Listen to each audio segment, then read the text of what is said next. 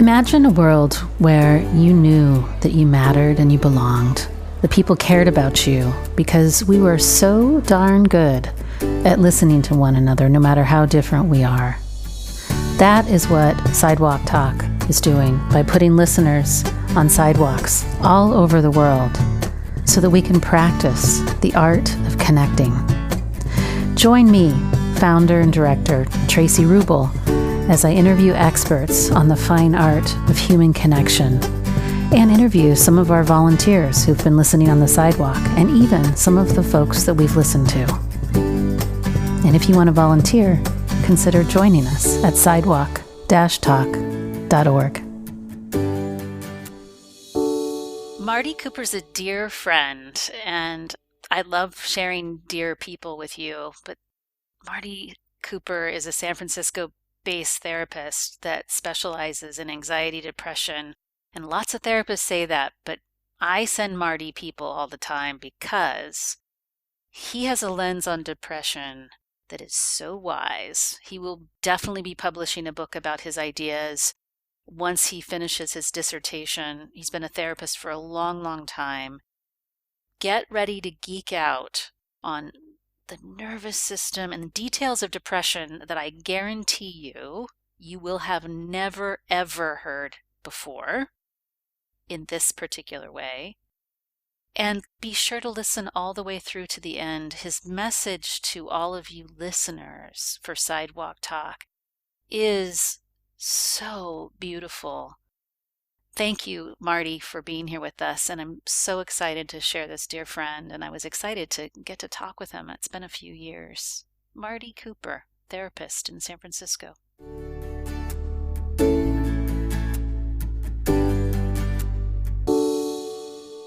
Marty Cooper, it's going to be so hard for me not to want to be buddies with you in this conversation. A challenge. It's so fun to, get to have you on this platform. You know what just came to mind? What just came to mind was you and I sitting in the conference room in the Hobart building in San Francisco playing bad therapist charades. Right. That was some good times. Yeah, I haven't thought about that in a while, but as therapists, we need to let off steam, and that was fun. That was fun. You're kind of my go-to expert when it comes to the nervous system as it relates to depression. Mm-hmm. And the more that I sit out on the sidewalk, I am so clear how much both of those are ingredients to connection and disconnection. And so I wanted to get your feedback, input, wisdom on what is this thing, depression, first of all, as you formulate it. Mm-hmm. And how does connection even have any relationship to this Any thing relevance in society? To it. Yeah. Mm-hmm. Sure. Okay.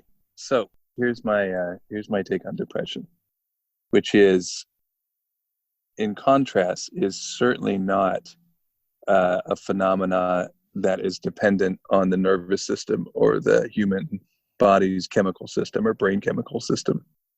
I think that is that medicalized view of depression is unhelpful at best. And deeply wrong at worst. So in contrast to that view, how I see depression is as a phenomenon, a cluster of phenomenon, which is triggered by the situation in which a human experience of futility without the ability to grieve. So the central concept that I would contend defines what depression is and what happens with depression is the joining of those. So that would be stated as depression is the phenomena that arises from ungrieved futility. Okay, so that's not a particularly intuitive concept, so I'll break it down for a second. So futility, what's futility? Futility is a situation in which there is a goal and an attachment to that goal, which cannot be realized in the situation or world as it is. So an easy form of that would be, a loved one has passed away, and the attachment to them as a living being who we can interact with and so forth, everything we're used to, becomes futile. In other words, the attachment itself is no longer real. It is, as well as the person who has died. However, if we are able to go through the grief process, which is to say, to let that attachment dissolve within our system, so that we're no longer attached to a living being, we're attached to hopefully the good memories and felt senses of that person, then depression isn't necessary. However, if we're not able to grieve, in other words, we're not able to go through the sort of emotional and physical process of that dissolution, then that's the condition in which depression is likely to arise. And so that's a gross example. Subtle examples are like when we have a philosophy or a certain view of life that comes to be fundamentally contradicted. Say someone who grew up in a simple form of Christianity encounters some of the darkness of the world after having a bunch of sunshine and light. That's a situation in which the attachment to their view of the world dies. It's no longer real in the world, and they have to go through a grief process. And an example of more the goal side would be, say, a goal of advancing in one's career in a certain way that we have a lot of attachment to. Something obstructs it. We're an athlete and we become physically harmed. We can't. So, and then that goal and that attachment to the goal becomes, it dies. It's no longer relevant in the world. So, but that also can be with depression. Any of those can be either a literal external experience of futility, like actually the athlete cannot perform at level anymore and have to abandon the profession. So that's a very worldly case. Or we can internally experience that futility. In other words, we can make assumptions about what's possible that render internally an experience of futility, whether or not that reflects the real world of possibility. Internally, we have the experience of futility, and therefore it's irrelevant whether it's external or internal. It's the experience of futility that is the key point for depression. The non-arising of depression is if we can grieve that loss. The arising of depression is if we can't grieve that loss. Okay, and then so secondarily, the phenomenon of depression, right? All the classic symptoms of disturbance of a physical systems, our sleep, our eating, etc. Disturbance of our emotional system, the bending towards very negative mood states, the disturbance of our cognitive systems, negative thinking, suicidal thinking, and then in terms of connection, right? This major symptom there is the tendency towards withdrawal from our relationships or from relationships in general, and the tendency to view relationships and relationships as general as either threatening, dangerous, or pointless. Okay, so what the DSM, what the Diagnostic and Statistical Manual labels as depression, I would say is the complex of symptoms that gather around this situation in which there is a loss, there's a futility which can't be grieved. So I think that's a big dump. So I'll stop there. Yeah, I'm taking it in. Okay.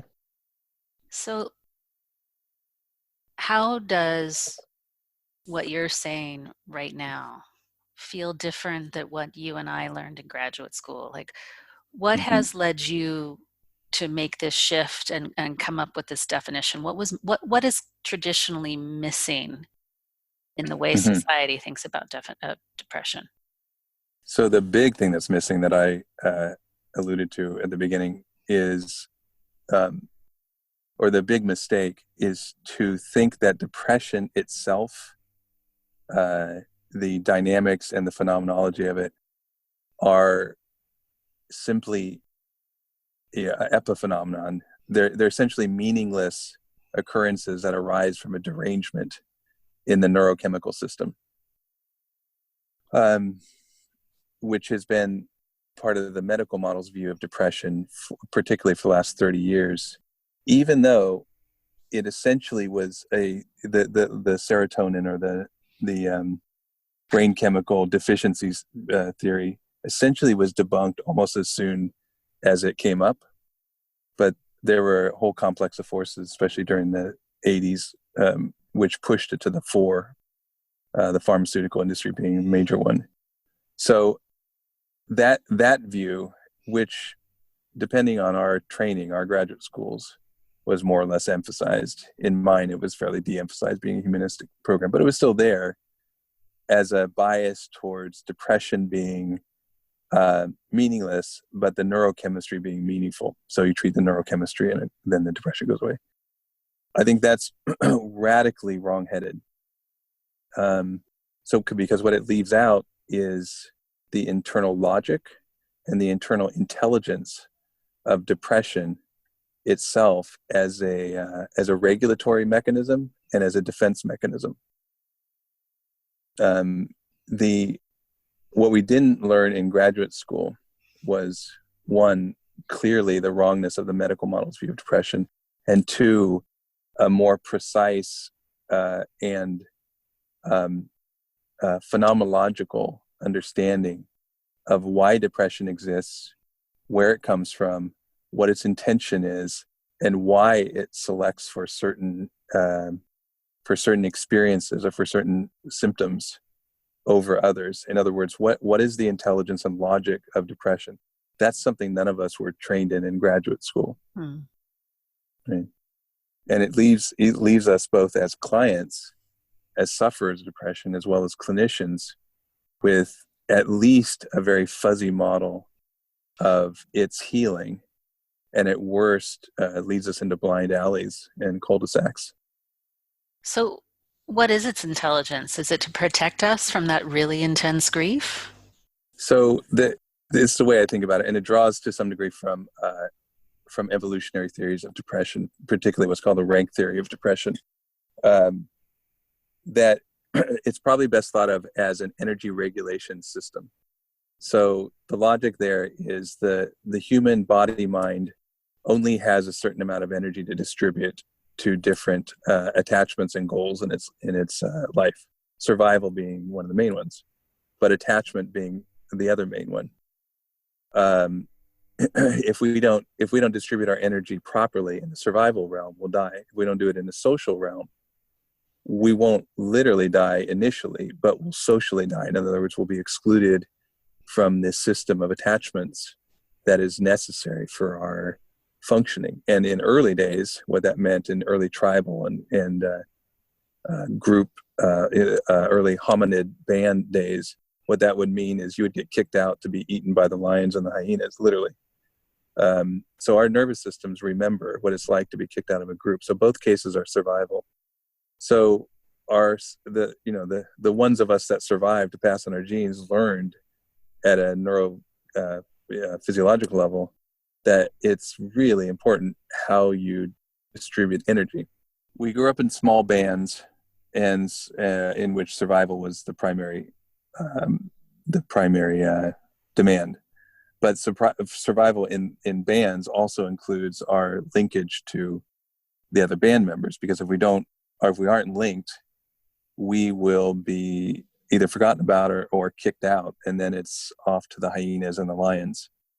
So our attachments are very important, and the way we distribute energy in those attachments is very important. If we make wrong choices around energy distribution, the consequence of that is death. We have a limited amount of energy to distribute, and those distributions need to be generative. They need to give us payback on our investment, as it were.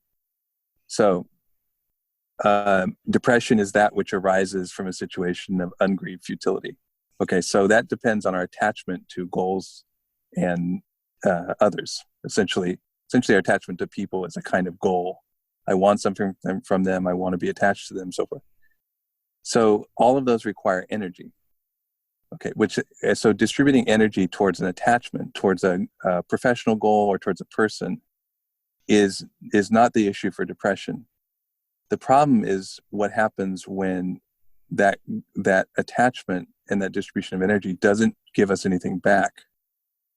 It doesn't give us any energy back, physically or psychically.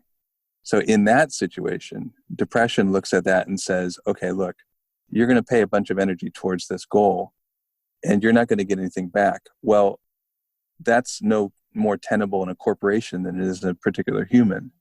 So if that's not attenuated, then you're going to be paying out all this energy, essentially like an open wound. You're going to be bleeding out all this energy, and eventually you're going to die.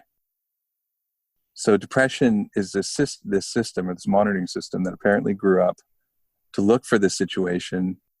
And even that situation isn't the problem. The problem is when the person is not able to accept that there's been a loss and then retract their energy from that attachment, i.e. when they're not able to grieve the attachment that this now is dead, is now is futile. I get it now. Okay? Mm-hmm, right. Mm-hmm. Got it. Yeah. So I love getting geeky with you, but I'm gonna put this in terms that I know our Sidewalk Talk volunteers. So I'm gonna repeat back to you in my street way, Marty, as you know that I do, maybe slightly in a slangy way, but correct me if I'm getting it wrong. We're trying to stay alive, both physically and from a existential place. And we put a lot of energy into staying alive.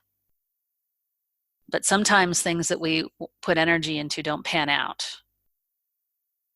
But because we can't grieve, we just keep psychically putting energy into that unpanned out thing. And that's energy is essentially a pit, a vacuum. It's an implosion of sorts. And is that what leads to depression in your mind? It's that vacuum of energy where there's no return on investment. It's actually not even that. It's the next. At that point, depression is interested. And again, this is positing that depression is actually an intelligent system. It is looking for whether that situation of loss and the vacuum of energy can be dealt with through grief or is resisted and will not be dealt with. If it's the former, then its job as an energy monitoring system in service of the survival of the organism, it has no job to do because grief will do the job for it. In other words, grief will retract that attachment, will stop that flow of energy towards that goal, that futile goal, and will move through the state, everything we know about grief, move through the stages of grief to a place of acceptance. What's acceptance? Acceptance is a retraction of the energy and a recognition that the loss has happened and can be tolerated. So that's acceptance, right? The other direction is if we refuse to grieve, to go through that process to reach acceptance, there is the problem that depression is responding to, because there's the danger to our psyche and our system. Well, right. And this is so beautiful. I just figured out why I struggle with depression. Okay. Refusal to grieve, huh? It's not just that, it's my refusal to accept. Yeah. It's my omnipotence that I believe that I could change anything. And sometimes that's a real benefit in life, but sometimes it's a real bugger. Oh yeah. Right? I like to say depressives are control freaks that are just bad at it. Screw you. Oh no, I include myself in this camp, so I say that quite respectfully. Well, it's funny. So I had a really good experience of grief the other day, and I'm going to share it with you because I feel like it'll bring us into a story that'll help this all come alive. I have this history when people let me down. And just like you'd said, sometimes people literally let me down, or sometimes I'm making an internal assumption that I've been let down. In this case, there was a literal letdown.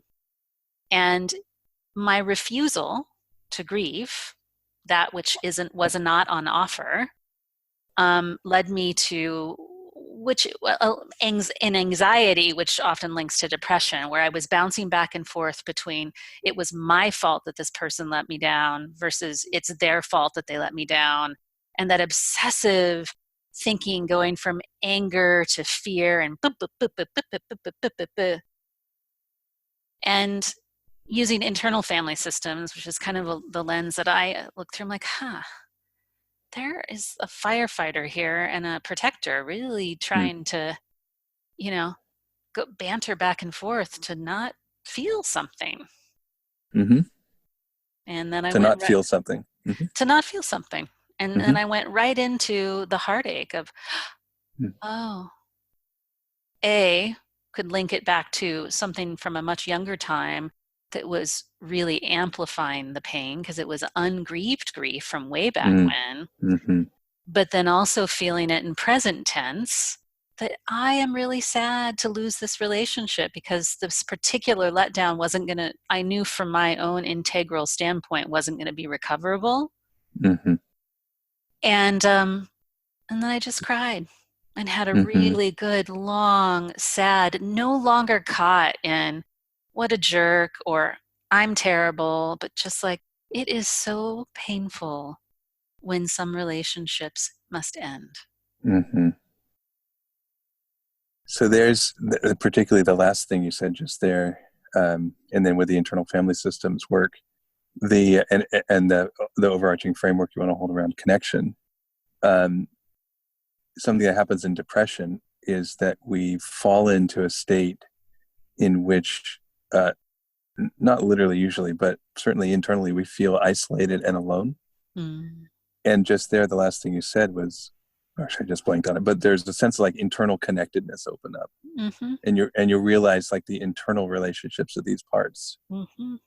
And Well, then, and I will say, you mm-hmm. know what I did in that place Yeah. of internal connectedness? I also then picked up the phone and called a friend that I knew could sit with me and let me Mm-hmm. sit a little longer in that heartache so I wouldn't pop out of it. And we just had a good Right. cry on the phone together. Uh-huh. Yeah, yeah. Well, you had the kind of intuition or wisdom to know that having an external person would help stabilize and kind of reinforce that connectedness you were finding inside. And also and you also reflected in your friend, is the shift you went from inside, from a kind of harsh, punitive connectedness Mm-hmm. to a kind, supportive, holding Yep. connectedness. Like this hurts, without any judgment and so forth. Yep. Right. It's just really, I am a walking petri dish for this notion here Mm-hmm. because for years I think we so often in the field of growth take a top down approach where we're trying to think about our experience rather Mm-hmm. than experience the energy that you're describing, right? I mean, it's Mm-hmm. important to make these links to these patterns of thought, but what I was able to track, which also then from a motivation standpoint makes me want to do it again, even though it feels weird to say, I want to go back to grief again. Mm-hmm. But I'll tell you, feeling that grief and having that good cry felt a hell of a lot better than avoiding it. Mm-hmm. And it Mm-hmm. was so much more efficient and fast. Yeah. The thing is, though, something happened. I mean, of course, you've been doing tons of work in your Yeah, life, for a long, long right? time. Right. So you can bring a lot to the table. But the thing that happened for you was that at some point you were able to credibly, it felt credible to you to credibly understand that the grief wasn't going to kill you. Yeah. Okay. So at that point, then the grief becomes accessible. But up until that point, your mind is with a confused notion, or in some cases, grief can be so threatening, especially if one has like a psychotic condition that it's going to be triggered, that it can be actually life-threatening. But for, normal neurotics, it's the fear that we can't go through that process of loss, i.e. grief, Mm-hmm. without being destroyed. That's what prevents primarily our access to grief. And then the movement through to the acceptance, the allowance of the feelings and the physical states, and the arrival at that release. But Yeah. but if you can't find that sense of safety with that process, you will tighten up, and that's when depression kind of perks up. And is summoned. I love that phrase, you will tighten up, because I Mm-hmm. think it's so simple, but it's a great cue for all of us when we're perhaps not giving ourselves the safety, internal relatedness, as you were talking about, to feel into that grief. I want to, Mm-hmm. if I may, I want to take us into the connection piece on this, Sure. because the place that I'd love to hear from you on is, I often wonder about causality, right? Or order of operations, if you will. Mm-hmm. We have a lot, the world is kind of a clusterfuck right now, externally, right? Mm-hmm. There's a lot to be grieving. Mm-hmm. Um, and more specifically, there is a real sense of social isolation. This piece around social attachments is increasingly missing, right? Mm-hmm. And so I think of two things. Um, is it the external that causes the depression, or is it, well, I guess you already answered the question, though. It's our sense of futility about not being able to control the external. Mm-hmm. Yeah. So does that mean then that if I'm not getting enough social connection, I just need to grieve that I'm not getting it and I'll be fine? No, no, it's like saying if I don't have access to good protein, I just need to uh, grieve the absence of good protein, and then my body will be fine. My mind will be, I'll be better positioned internally, mentally, psychically, but my body will still be weak and pale. Mm. So it's the thing with depression. It occupies this very intriguing place between quote reality, external reality, and subjective reality. Mm-hmm. Mm-hmm. So so if I'm not getting connection, uh, the effective starting place of reaching out for obtaining those connections is an acceptance of the fact and the suck of not having those connections. Okay, but that's the opening then to take action, because then you can tolerate whatever the rejection or the pain that is there around connection. Um, so although I would strenuously argue that depression is not an externally derived situation, it's a problem with interpretation, and it's a problem with our internal resiliency. Mm-hmm. The external world exists and it impacts us, and it has resources that we need, even though we can be accepting of their absence. We still need them, and the acceptance of the absence allows us to actually more skillfully go about obtaining what's missing, Mm. than if we're not accepting. So, So mm-hmm. I'm having such a good time geeking out with you. It feels like Mm-hmm. it feels like old days. It's been too long. Um, talking to you is like what I used to do in college. I didn't read any of the material. I would just buddy up with a really smart partner like you Okay. and pick their brains. And okay, so who said that? Take Mm-hmm. down the little citation. I'm really, it's how I learn. I learn in connection. So Mm-hmm. that brings us back to, we sit out on sidewalks Mm-hmm. and people will come up and say, I'm depressed. I mean, we've literally had people come up and say that they're depressed. Mm-hmm. And what is your thought? We have a stance of compassion happening between equals. So we're not there as therapists, Mm-hmm. we're there as humans. And the belief is that there is potentially that internal relationship that you noticed I had, that by Mm-hmm. me sort of being open to this person that's being depressed without sort of implying that there's some big problem, Mm-hmm. that they might be able to borrow some of that functioning inside for them. But I could Mm-hmm. be totally wrong about that. Like, what is meaningful or useful about connection to somebody who is already in the throes of depression, whether it's interpretive or literal? Mm-hmm. Sure.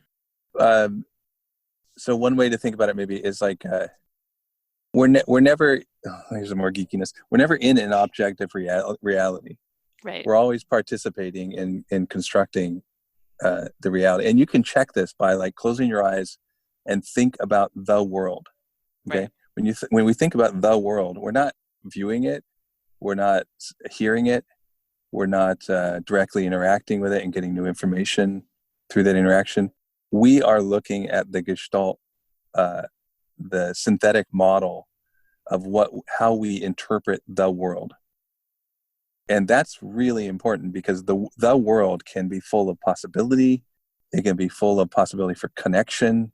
It can be full of, there's some not kind people out there, but mostly people want to connect and want to love you and want to get, that can be our world. Or the world can be made up of danger. It can be made up of rejection. It can be made up of a lack of possibility for connection. It can be dim and gray. And we can check that out. We can actually do this little exercise to analyze what the world looks like to us. And so from those two descriptions, obviously depression is the latter one. It creates a sense of the world, which is dim, dark, grim, and especially without potential. Right. So what are we doing if we're sitting down with someone who on the sidewalk who says they're depressed? Okay, so their world, if they're saying they're depressed, their world, dim gray, and full of absent, void of possibility. So they're sitting down with this other human who they may hope a little bit, or they may not hope can help them, but within their world, you are basically irrelevant. Either you're dangerous or you're just inaccessible. Like I might hope you can help me, but I don't think so, because everything in me says the world doesn't have any possibility for hope or help. So you sit down there, I start talking, and this other person sitting across, this stranger, starts empathizing, starts offering little bits of understanding and normalizing and appreciation. And although in my internal world, the bubble around me is full of grayness and grimness and lack of possibility, here's this person who seems to be enacting and demonstrating these qualities that don't exist in my depressed world. And the value of that is not that it, of course, resolves whatever literal issues we may be struggling with, but that here's an actual lived experience of the possibility that exists in the world outside of my dim and contracted and depressed view of it. And that's meaningful because it's not just academic, but I can see your smile, I can see your kind eyes, I can experience the results of those in my body a little bit. And those are all confirmatory that although I'm feeling this sense of a depressed world, apparently that's not the whole story. Apparently there's possibility outside of what depression keeps telling me, because I'm feeling it. I can see it. I can sense it in my body from this stranger who's actually being kind, which is not what depression is good at, being kind. And so that then adds a little bit of like counterspin to the momentum of depression. And that has the opportunity of adding a little hope, or reminding the person that, hey, maybe actually the world isn't as grim as I think. And so it creates a kind of counter depressive effect just by sitting there, just by experiencing connection and experiencing a voice outside of your own head who exhibits kindness and lack of judgment rather than what's going on in your own mind. Mm. I love that. Haven't you ever been on the receiving end of that kind of kindness that challenged your mind out of a dark place? Absolutely, 1,000 times. Yeah. Yeah. We would be dead if it wasn't. I mean, literally, we would all be dead, especially depressives, if we weren't, if that didn't exist, if that possibility didn't exist. Yeah. Yeah. The people who aren't able to experience that tragically do die. Yeah. Yeah. So, you actually motivate. I feel motivated by this last piece that you just shared, because I think about what's happening socially and politically and environmentally all across the world, and here and just how the news pumps out sort of the bad news of the day, Mm-hmm.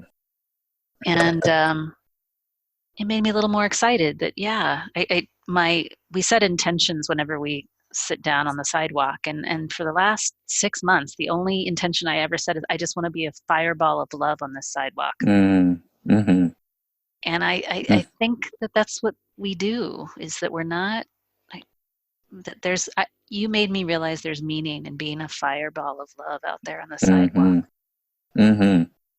Oh, tremendous, and tremendous import too, because there's a magnifying effect that the depression, the big core problem with depression is it creates a kind of holographic or like a virtual reality of grimness Mm. in which the potential for love and connection are basically turned down to zero. Mm-hmm. So as big as that can feel, it tries to pretend that the whole world simply doesn't have the possibility for love. And as we know from like scientific and statistical studies, right, we can have a huge body of information and data, but if there's one data point which credibly and irrefutably contradicts that whole huge set of data, that whole theory will collapse around that one data point. And it'd be nice if depression acted that like that. But you being a fireball of love on the sidewalk and offering that to people for the chance for them to feel it, right? It's not enough to think it, to actually feel it there, body to body. That is one data point, which is as much data as depression is throwing at them, quote unquote data is thrown at them. That one point proves credibly and in an embodied way that the world actually has the potential for love, even from a stranger. And that is very corrosive to the power of depression. It doesn't resolve it. There needs to be a number of those points, but it is a powerful refutation of the comprehensive assertion that depression makes, which is the life is grim and without potential. Beautiful. Mm. Mm-hmm. Well, so I know you're on retreat right now, and that you have to go track down the folks that are, what do you call it when you're getting your dissertation people? My committee members. Your committee members, that's what you call Yeah. it. Mm-hmm. And are you still writing a book on depression? I am going to write my dissertation and then probably elaborate that into a book. Okay, because I know we talked Mm-hmm. about that a few years ago. I didn't know if Mm-hmm. you were already. We'll have you back on when you're ready to promote your book. How's that? Cool. Sounds good. We have a tradition on how we close our dialogue here, Mm-hmm. and it's kind of fun. I think you'll enjoy it. It's very quick. Okay.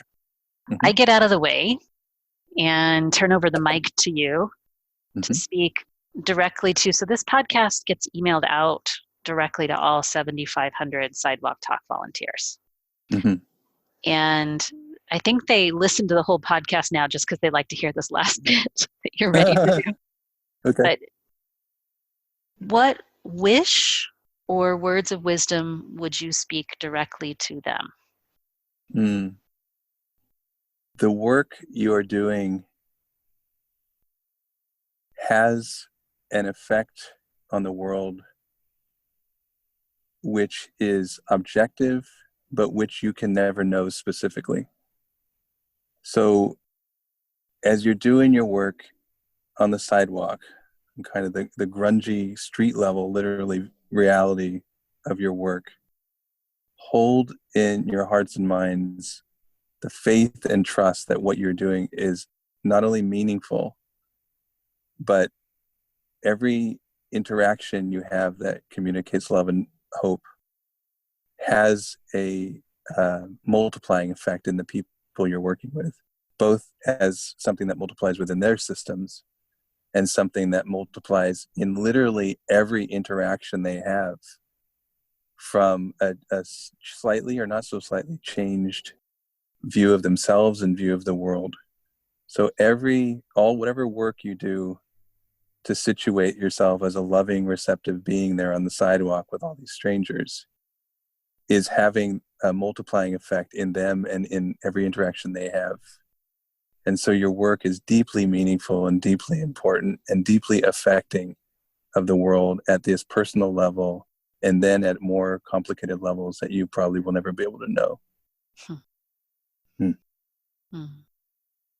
I love you, sweet friend. I miss you. I love you too. I'm glad you're doing this. This is a great project. Yeah. Yeah. All right. You go enjoy Okay. your retreat, and I'll Thank you. have a nice sleep now. Okay. Bye, Bonne Marty. nuit. Bonne Bye nuit. bye. Thank you for being here and listening to this episode of the Sidewalk Talk podcast. If you like what you heard, tell your friends, tell your family, like and comment on the podcast publisher that you're listening from, and subscribe. This will help us get the word out about changing our culture to one of connection.